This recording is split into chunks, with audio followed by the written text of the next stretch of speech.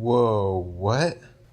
Hello, Mr. Poirier. Whoa. What's going on? Who are you? My name is Dr. Van Buren, and you're here in my hospital because unfortunately you've experienced a terrible accident. But not to worry. After a few weeks in my care, we will have you fit as a fiddle. Whoa, hang on, man. I don't think so. I gotta get out of here. I got movie reviews to shoot. I don't believe that you can right now, Mr. Poirier. You're very ill. In fact, it is my opinion that you will need treatment. What treatment? No, I don't need any treatment, man. Not to worry, Mr. Poirier. It's a very simple procedure. Igor, will you please join us? Hey, what's up, guys? I'm Jared Poirier, and welcome to my movie review show where I talk about movies. Okay, so on today's show, we're going to be talking about a film that I actually consider pretty underrated, and that is, of course, Gore Verbinski's A Cure for Wellness.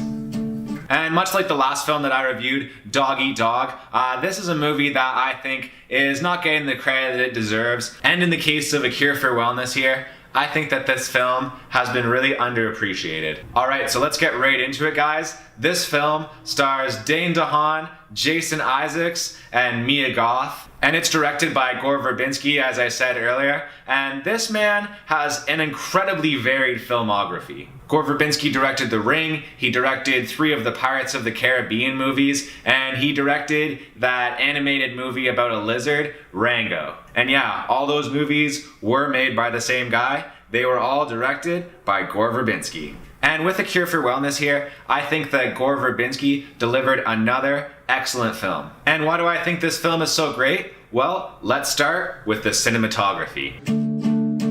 So the cinematography in this movie is incredibly beautiful. One scene that really stood out right away, and this is a scene from the trailers, when this train is going through the mountains and going through the tunnels.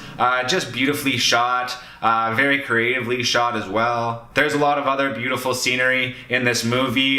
This movie was shot on location in Germany, which is something that I always praise when movies shoot on location. And yeah, just everything from shots of skyscrapers at the beginning of the film to the pools and saunas and courtyards of the mental health facility where a lot of this movie takes place. Just the composition and how everything is shot, I just really enjoyed the cinematography in this movie. Another thing that I thought was incredibly well done in this movie, pretty much everybody in this movie is perfectly cast. Dane DeHaan is definitely not my favorite actor, but I think that he was perfect for this role. Jason Isaacs, I'd have to look into more of the stuff that he's been in, but I thought that he was great as a villain. And Mia Goth, I mean, like, you really couldn't find a more perfect character for this role. When she's meant to be like incredibly innocent, you can really buy all of that. And when her kind of sexuality starts to begin to come into play, you can buy that as well. And I just can't think of another actress that could have pulled this off. And the acting I actually thought was pretty impressive all around. Dane DeHaan was probably put through some actual tortures when he was filming this, and I think that all shows on screen. Anyways, all of the actors are delivering excellent performances here. Okay, so since all I've done so far is praise this movie, let's get into some of the categories where I have some good points and definitely a few bad points. So let's talk a bit about the story.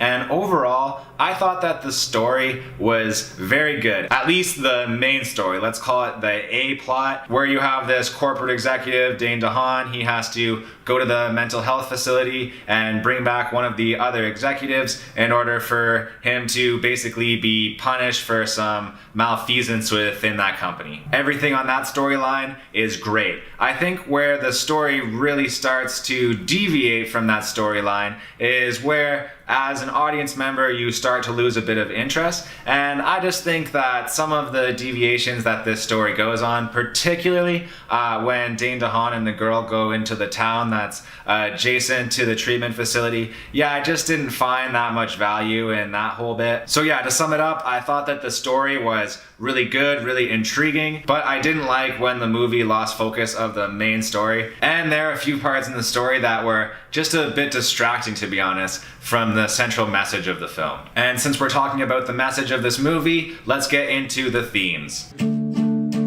So the main theme in this movie, and this is something that I had to think a while about, and maybe this is one of the reasons why this film has been underappreciated, but I watched this movie probably a couple of months ago at this point, and I think just yesterday I started to grasp what the theme is. And what this movie really deals with is mental health and the way that we as a society address mental health. And I think that with this movie, Gore Verbinski is not really taking a side one way or the other. He's basically saying that the way that corporate America functions and all of the stress that people put on themselves is really unhealthy and unnatural. But at the same time, he's saying that the way that we then as a society treat those problems, where people just basically have no ambition at all and they just spend all their time doing Sudoku puzzles, well, I think Gore would say you guys are really wasting your time, and there needs to kind of be a middle line where people can enjoy their life and not be zombies. So yeah, I think that really is the kind of central message, the central theme of this movie. But you have to think about this movie for a while before you get it. All right, so the last thing that I want to talk about in regard to this film, and that's the effects. So the thing about this movie is that it has some very good practical effects and some very, very bad CGI effects. When effects are done practically in this movie, they're done very well and to very great effect. But when CGI is implemented in this movie, it just really sticks out, and to be honest, it kind of took me out of the movie. And there is actually a single moment in this film that illustrates both of these points perfectly. And that is when Dane DeHaan gets in a car accident. Interesting story about the behind the scenes of this movie, how they actually filmed that.